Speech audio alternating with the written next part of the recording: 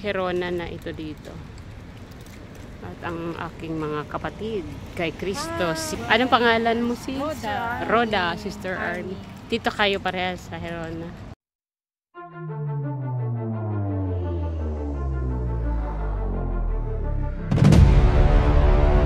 Matagal ka na dito? Mga 6 years. Wow, 6 years? Ano ikaw, sis? 2006. Ay, ano na, 1 decade mahigit.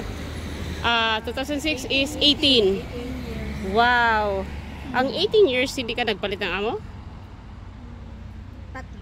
Uh-oh. Por qué? Naghiwalay na. Mahirap nga yan. Karamihan ganun. Galing ako ng France, ng Paris. Pero Tapos, dito ka na nag-ayos oo, dito ako nag-ayos. ng papel. So okay na. Okay naman. Mas Good. madali. Nakauwi ka na? Hindi pa. Wow. Madami-dami ng euro yan. Mas madali dito mag-ayos kaysa sa France. Ha? Madali dito mag-ayos kaysa sa France. Oo. Tapos, kamusta yung experience sa France? Muna. Iba kasi yung trabaho dun sa trabaho dito. Kasi dun per oras. Pangit matakaw sa oras. Kung gusto na stay-in ang gusto. Dito madamot pa sila sa pagkain. Isang hamburguesa, isang ganun. Oo, hindi kami libre sa pagkain ng amo. Pag bumili yan ng Pag hindi sila kakain, hindi nila sinasabi ang kakainin mo, bahala kang mag-produce. Totoo. I agree ako. Grabe. Doon sa Israel, nako. Oo, kanya-kanya kayo luto, no? Hindi mo makain ng yung isa kong amo na may tagaluto sila, iba yung tagaluto. Pati kami nilulutuan. Nung Bakit ka nag-transfer from Israel to here? Siyempre, para makita din naman natin yung ibang lugar. Yeah. Tsaka, Madami kang napundar doon kasi maganda doon magpundar dahil malaki. 12 years lang yata. Magandang mag-business pa dito. Oo. Dito kasi sa Spain, matatara yung mga Pilipino. Oh, ang kapwa natin. Yeah. Correct. Mga Yung kapwa natin. Nung first time ko dito, Hindi naman yan. nung first time ko dito, magtatanong lang ako dahil nawawala ako kung saan yung train na pupuntahan ko na babalik sa amo. Ano ka? From Israel to No, Philippines. Inano ako ng bayaw ako. Okay. So parang yung uso pa noon ang pirma na kahit hindi Sa ka kapatid ko. pirma. No, ako may pirma na. Ayaw kong walang papel para makuha ko yung mag-ama ko. Born ko yung anak ko sa Israel. Ito na ba yung bus natin? Hindi. So ang first experience mo dito ay bad sa kapwa. Mabastos. Oo. Kahit ngayon yung mga maraming bastos. Kahit ngayon na decades ka na nararanasan mo pa rin. Yan. Oo, maliit. Hindi na napansin ko dito. Sis, oo. Pare-parehas Ito ang tayo. mga Pilipina. Yung parang idadaw Yung ka. hindi tayo nagtutulungan. Oo, idadaw ka. Pero sa Israel hindi ganon. Pinapakain ko sa bahay pag umuwi. Sa Israel hindi ganon ang mga Filipino, no? May unity Saan? sa Israel. May unity ang samahan ng mga Pinoy. Wala akong masabi doon. What about sa France? Ganon din. Oo. Kanya-kanya. Amen. Wala kaming masabi sa Israel. Mga tao. Okay. Pero dito kasi nasa community na tayo, so kahit papaano this is different from people outside the CFC na dito may may secrecy yung ating samahan.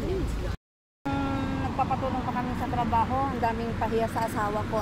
May nagbibigay sa amin na dahil walang trabaho yung asawa ko, siyempre first time nila yung mag-ama ko dito. Yung Pilipinong tumutulong, marami pang salita sa asawa ko. Sabi sa kanya, bakit dito ka pa pumunta kung hindi ka naman pala marunong mag-Espanyol? Di sana sa Amerika ka pumunta. Dapat po bang sasabihin nun? First timer. Ay, ang dami niyang naano yung asawa ko. Kaya pagkatapos ng school ng anak ko o duty niya sa hospital, dahil nag-duty ng hospital dito, dahil patulhiya ang yung anak ko, nag-aaral, nag-duty. Pagkatapos niya yon, dalawa silang lumalabas. Naghahanap sila kung may mga nakaratula. Doon sila talagang nagtatanong. Sa iba na lang nagtatanong. Oo, awa ng mama ko lumaki sa Mindanao. Ay, sige. Thank you, ma. So, nandiyan na ang bus namin. Ay, kami na isa. Ay, malayo. Yung mama ko lumaki sa Surigao. Ay, Muslim. Sus ko. Wala na po. Yung tatay niya na doon. Yung pamangkin niya namatay sa ano, bomba. Saan? Doon? Doon sa Israel? Ha? Oh, sa Lanao? Oo, magulo doon. Hindi ka nag-isa doon din sa amin. Ganon din. Sa Bilbao? Oo. Ay, ganun. Marami din ano doon. Hindi kami gaano madami. Nasa 1,000 mahigit lang kami. Sa amo, kumusta man ang adjustment? Okay din na ang amo ninyo?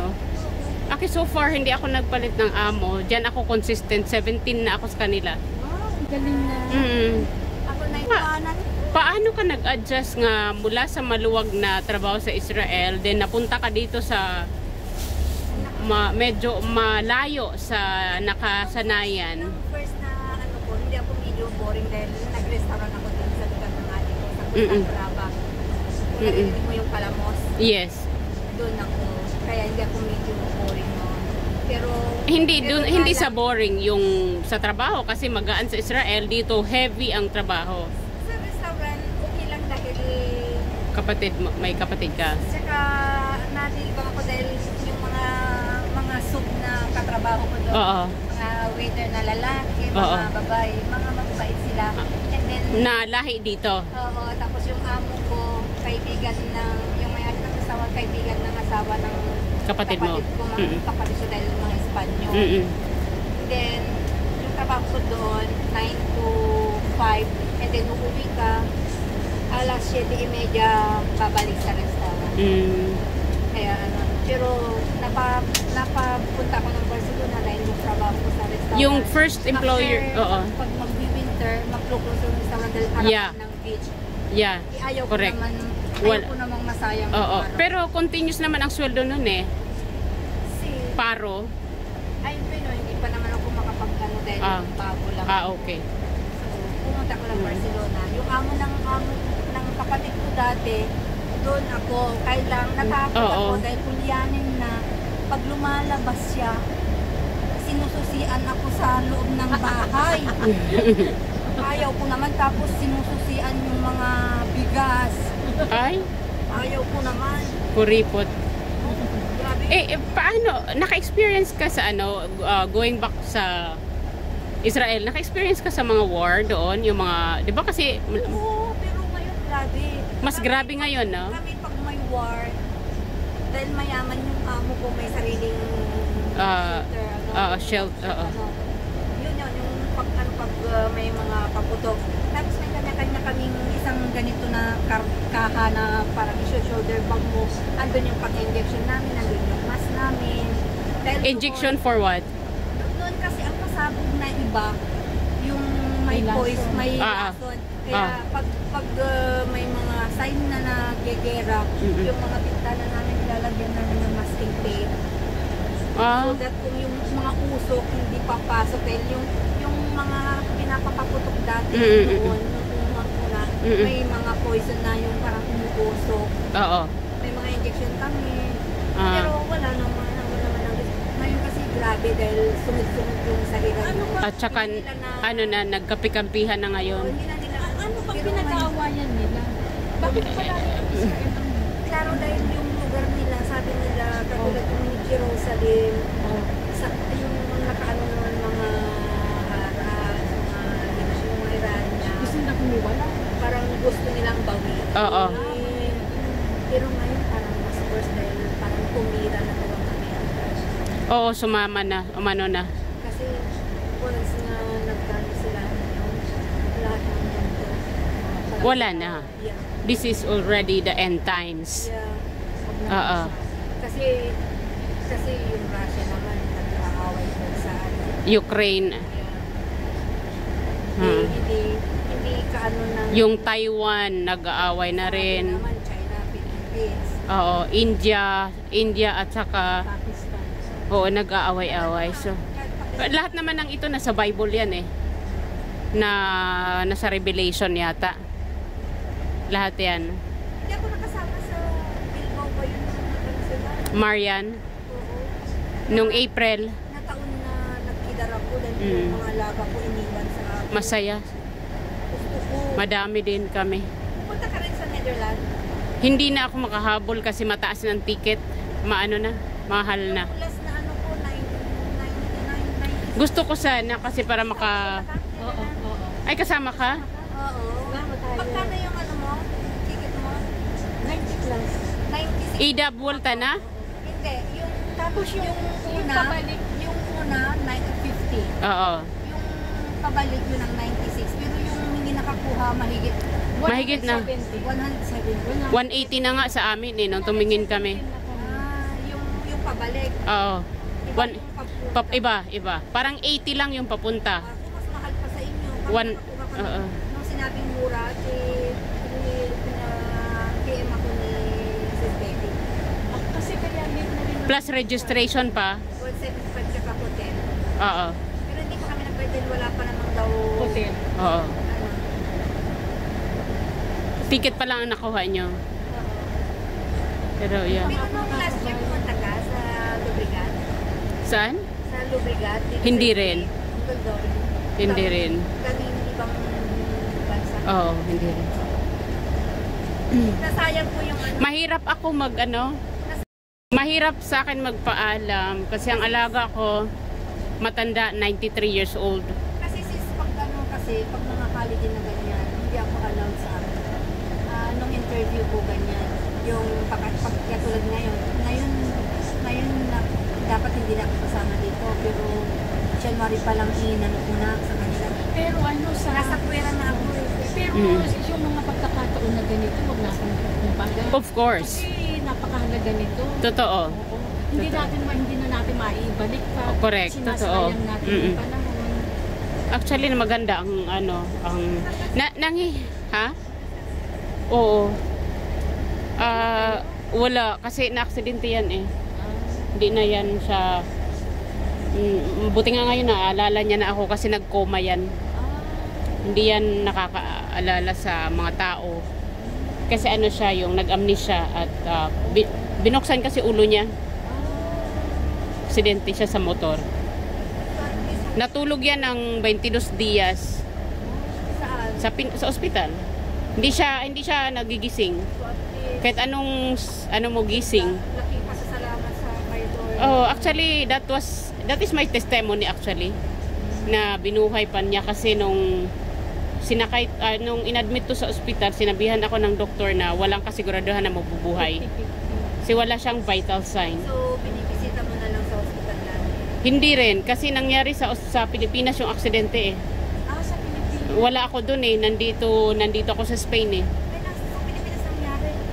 Kasi ganito yon, seaman ito, ang biyahe niya Spain. Ngayon, nung sinabi ko sa kanya na huwag ka na mag-seaman, dito ka na sa Spain, mag-retire ka na dyan o mag-withdraw. So, nung nag-withdraw siya ng contract, nag-decide siya na i-withdraw na yung kanyang contract sa barko. Tapos, inayos ko na, pinilihan ko na siya ticket, pinetition ko na siya, papunta rito. Kasi Spanish citizen naman na ako. So, mabilis sa akin na nakuha ko siya. Kahit walang bahay. Kaya lang, nung 7 days na lang flight na niya, na-aksidente siya. Ay, parang pupunta sila sa dagat maliligo, tapos bibili siya ng sliced bread, nagmotor, hindi nag-helmet, binangga siya ng truck. Tumilapon siya sa pader. So, nagbagok yung ulo niya, pero hindi nagsugat, pero lumaki kasi parang namuo yung dugo, yung mga blood clot. Sobrang laki ng kanyang ulo. Tapos binuksan, syempre, ang ulo natin pag binuksan, wala na yan. Sabi nga lang, gahibla lang ng book matouch, iba na ang isip natin. Pero okay naman siya. Tapos nung sabi ng doktor, sugal, hindi ito sigurado na mabubuhay. Kasi magandang ospital ang pinasukan niya eh, kasi gusto ko talaga gawa ng paraan eh. So, sabi ko, sige, okay, go tayo. Benta ko yung bahay namin. Kasi nakabili kami bahay ng mabilisan lang eh, kasi syempre nandito ako, tapos siya seaman. Nakapag-cash kami ng bahay na hindi pa nga namin natirhan. Kasi kata-turnover lang sa amin ng susi. Naibenta ko yun ng mura. Tapos, hindi gumigising. Sabi ko, ano ba to? Lord, baka ano, baka naman pwede mo na siyang gisingin. Pagsubok talaga. Tapos noong ano na, lumalaki na yung gastos. Sige ko nahiram sa amo ko, 5,000 euro, 10,000 euro. Eh, sabi ko, Lord, pagisingin man yung asawa ko. Pero kinakausap ko siya sa video lang. Hindi ako umuwi kasi paano ka uuwi na koma yung asawa mo? Hindi ka rin naman nakikita. Isayang naman yung trabaho ko dito. Ako yung nakaupo lang ako sa ospital sa tabi niya, tapos hindi ko alam kung gising siya o tulog. Ang doktor, panay ako tanong, doktor, kailan ba gigising yung asawa ko? Sabi niya, yung dasal lang makakapagpagising sa kanya, yung Diyos, miracle. Siguro sa haba na ng usap-usap namin, naka-isolate siya sa ICU eh. Doon ako namahalan eh, kasi everyday bill niya is 8K sa ICU. Kasi may mga private nurse, hindi pwedeng pumasok ang sino man. Kasi very delicate. Oo, tapos matagal ako nakabangon, matagal. Siguro 5 years after. Minsan isipin natin kung sino pa yung malapit kay Lord. O yun, susubukan ka talaga. Oo. Saang Uy, amen. Ilang years ka nang survive ba? Que bien. Diba? Ganun talaga pagka nasa Panginoon. Last year, di ba nakita kita na init-init? Sabi ko nga ay, ba't ako? Kapag nasa Panginoon ka, matulungin naman. Saka malapit naman ako sa iyo, sabi ko, yung problema, yung pinakamabigat. Oo. Yung taning ng buhay ko. At least sabi ko na nalampasan mo na. Dasal-dasal lang talaga. Kasi sino ang ano sa'yo? Pagkaitim ng hamos is yung chemo. Sino yung nagbabantay sa'yo while you are on chemo? Diba? Pero nagpunta dito dalawang beses yung mga kapatid niya. Hindi, umuwi sila? Pauwi lang yung kapatid niya. Hindi na sila dito nagstay para maghanap trabaho? Hindi. Hinanap nila ako. Kala ko nga mamamatay. Hindi naman pwede yung gano'n. Masisira din ang... No, may mga amo na ano pinipirmahan na lang. Ang temporary pa lang ang ano ko papel. Siguro kung citizen na pwede. Kasi temporary. Saka nakabanga ako. Yeah, yun lang. So ilan ang stay na inallowed sa kanila? 3 months. Tourist. Kapatid mo? At least nakapasya din mga iba-ibang Europe yung mga kapatid mo. Ilan ang kapatid mo na nagpunta? Bali, yung huli mag-asawa. Oh. Tapos yung... Ano yun? With their own expenses? Sa kanila. Tapos yung... Pamasahe na. Oo. So ano na ngayon ang status mo ng pag-stay dito? Larga durasyon? Ano pa No, I mean, ano pa lang? tarjeta temporal. Temporary pa lang. Oo. Ay kasi karating mo pa lang ng 1 year. Buti nga may papel ako. Oo, yun ang ano. Malaking bagay kasi sa gamot. So, nagtatrabaho ka ngayon as stay-in? No. Stay out. Baha pa, oo. Baka sa September pa. Pwede na. Praise the Lord na ano ka na, nakasurvive. Pero hindi ka naglagas ng buhok? Kaya nga ano. Walang, pero mga ka-sisters natin, nakasama na, alam nila. Ako hindi ko lang, nagulat ako summer na summer, nakasombrero ng bonnet na ang init-init. Pero hindi ko nagtanong. Kasi wala na akong buhok noon. Kasi ngayon, bumalik na. Bumalik na siya. Pero sabi ko sa isip ko, makikita ka na naghahanap na yung is like parang something na may Ang hirap no, na mag-isa ka, sakit mo, alaga mo sa sarili mo. Oo, kasi wala kang ano. Sabi nga nila, ang lakas ng buhok mo. Parang wala ka lang sakit. Sabi ko, nilalapasan ko lang. Kung nasa Pinas ka, kasi wala doon, ang healthcare system natin ay may mag-aalaga, kaya lang butas ang bulsa. Butas. At least dito. Yung mga pundar mo, maibenta mo. Correct. Hindi nga lang may mag-aalaga sa'yo. At least dito, kumbaga, kaya nga yan, minadali ko whenever ko kasi ayaw pa yung palabasin ng doktor. Wala na akong pera eh. Paggising niya, hindi niya ako kilala. Lahat kami hindi kilala. Dahil nag-total amnesia siya. ay sino nag-aalaga sa kanya habang nagtatrabaho ka? Ngayon hindi na siya alagain kasi ano na eh, nung unang mga araw, grabe talaga. Ikaw din. 2 years ako nag-sacrifice kasi Ngayon hindi nagtatrabaho pa. hindi na siya, dineclared na siya na hindi na pwede magtrabaho. Kasi ulo eh, yung ulo niya eh, yung doon wala yung buto. At least kasama mo na siya. Yan ang importante. Ang bait mo. Ano kasi siya eh, alam mo, nagtago siya sa airport nung pumunta kami. Kasi sabi niya, sino kang babae ka? Hindi kita kilala. Bakit saan mo ako dadalhin? Noon, nag-amnesia kasi siya. Tsaga.